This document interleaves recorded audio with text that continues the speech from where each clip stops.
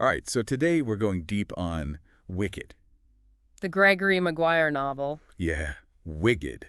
The life and times of the Wicked Witch of the West. Ah, okay, got it. And we're looking at some excerpts that you all sent in. Awesome. And as you know, if you've read the book, it kind of reframes the whole story of the Wizard of Oz. It really flips the script. Yeah. It takes everything we thought we knew about the Wicked Witch of the West and tells the story from her perspective. And gives her a name. Yeah, Elphaba.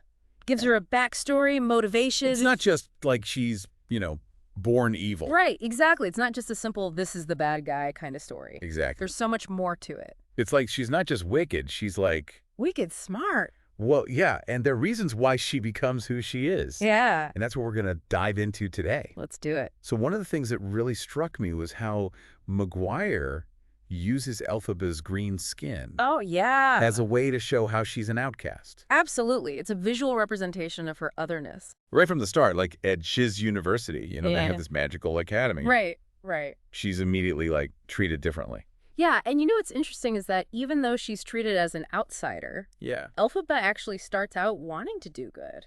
Yeah, she really does. She's very idealistic. She is. She's got this passion for justice, particularly for animals, which we find out is a big issue in Oz. Yeah, it's not just like a cute little detail. It's No, it's woven into the whole power structure of Oz. like systematic oppression. Yeah, and it's there in that powerful image of Elphaba's goat professor, Right. finding that message scrawled on his blackboard. Animals should be seen and not heard. It's chilling. It really highlights the prejudice and sets the stage for Elphaba's activism. Yeah, and it makes her look to the wizard. Right. At first, she sees him as this potential ally. The great and powerful Wizard of Oz. Exactly. He's supposed to be this beacon of goodness and progress. But as we all know, things aren't that simple. Not at all. So how does Elphaba's perception of the wizard start to change? Well, at first she's blinded by her idealism. She wants to believe. Yeah, and her belief in his power, but the closer she gets to him, the more she starts seeing the cracks in his facade. She sees the manipulation, Oh, yeah. the way he plays the crowd. Yeah, uses fear and propaganda to control people. And I think that's where Maguire is so brilliant. Definitely. He doesn't just tell us that the wizard is a manipulator. Right.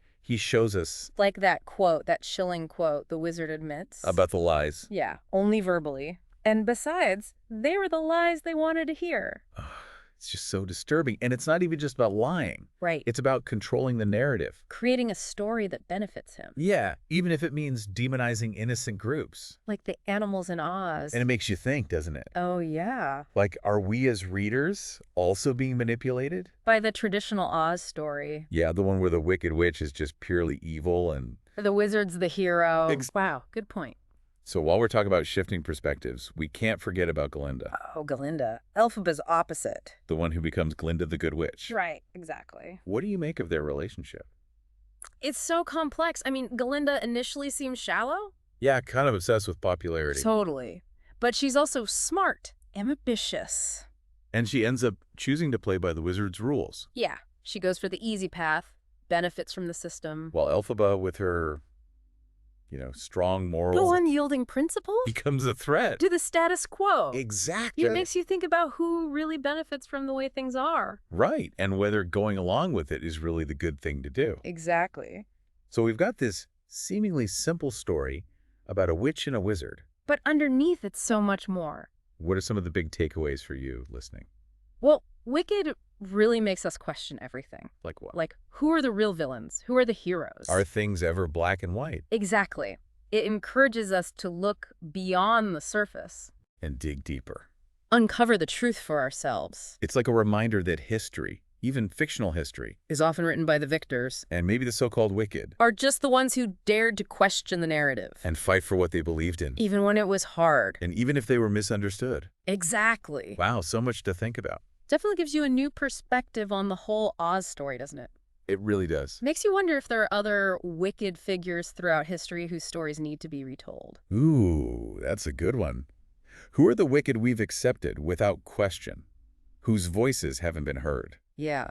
It's a challenge to all of us to keep asking those questions, to keep digging deeper. To look beyond the surface and to never stop questioning the stories we're told. Exactly.